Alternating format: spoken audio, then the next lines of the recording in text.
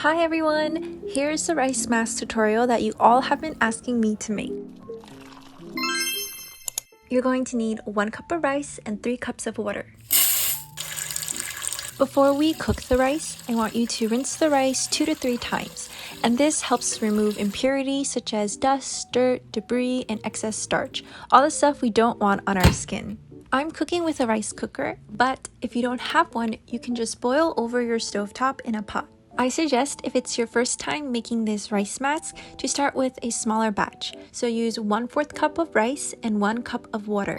Once your rice is nice and soft, you can pour the rice mixture into your blender until it becomes smooth.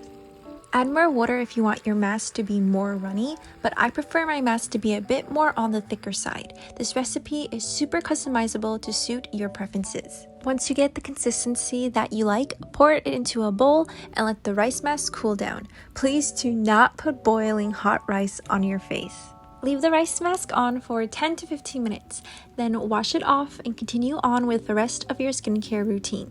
If you have extra rice mask left over, you can store it in the fridge for up to a week. I honestly love this mask so much because it's so easy to make and the skin benefits are so amazing.